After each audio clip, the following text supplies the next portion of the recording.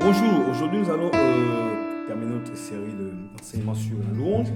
Alors, je lirai comme ça deux chapitres du même livre, du livre des psaumes, en commençant par le premier qui nous dit ceci, psaume 150, verset 6, que tout ce qui respire loue l'Éternel, louez l'Éternel.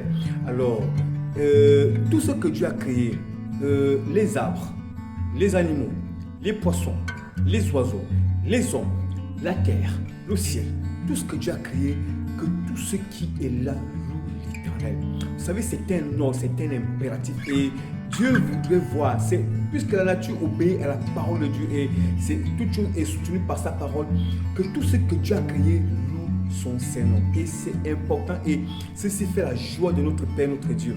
Alors, le deuxième passage qui se trouve dans le livre de Psaume 33 nous enseigne sur les caractéristiques de la louange et comment Dieu voit la situation, les choses, et comment Dieu voudrait que la louange soit faite, et quelles sont les retombées, quelle est l'action de Dieu dans cette affaire-là. Alors je commencerai par dire ceci, juste réjouissez-vous en l'Éternel, la louange sied aux hommes droits. Célébrez l'Éternel avec la harpe, célébrez-le sur le luth à 10 cordes, chantez-lui un cantique nouveau, faites retentir vos instruments et vos voix.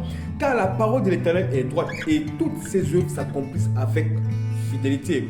Il aime la justice et la droiture. La bonté de l'Éternel remplit toute la terre. Les cieux ont été faits par la parole de l'Éternel et toute leur armée par le souffle de sa bouche. Il amoncelle en un tas les eaux de la mer. Il met dans les réservoirs les abîmes. Que toute la terre craigne l'Éternel, que tous les habitants du monde tremblent devant lui. Car il dit et la chose arrive, il ordonne et elle existe. L'Éternel renverse les desseins des nations, il anéantit les projets des peuples. Les desseins de l'Éternel subsistent à toujours et les projets de son cœur de génération en génération. Alors, heureux la nation dont l'Éternel est le Dieu, heureux le peuple qu'il choisit pour son héritage. L'Éternel regarde du haut des cieux, il voit tous les fils de l'homme. Du lieu de sa demeure, il observe tous les habitants de la terre. Lui qui forme leur cœur à tous, qui est attentif à toutes leurs actions. Ce n'est pas une grande armée qui sauve le roi. Ce n'est pas une grande force qui délivre le héros. Le cheval est impuissant pour assurer le salut et toute sa vigueur ne donne pas la délivrance.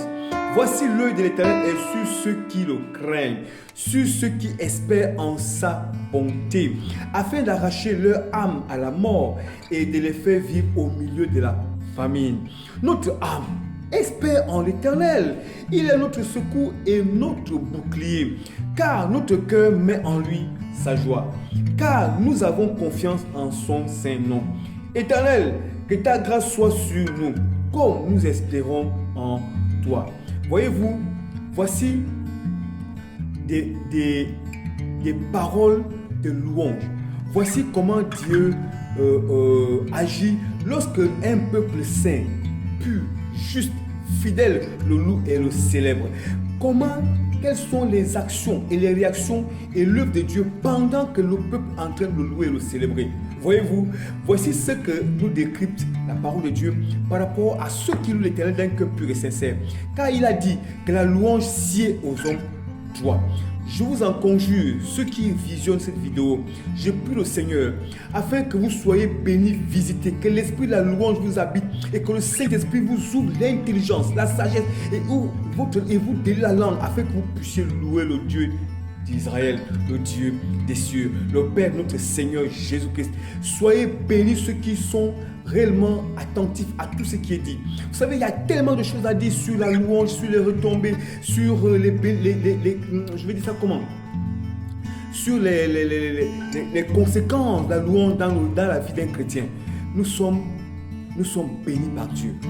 Nous sommes bénis par son nom. Nous sommes bénis par sa parole. Soyez bénis au nom de Jésus. Amen.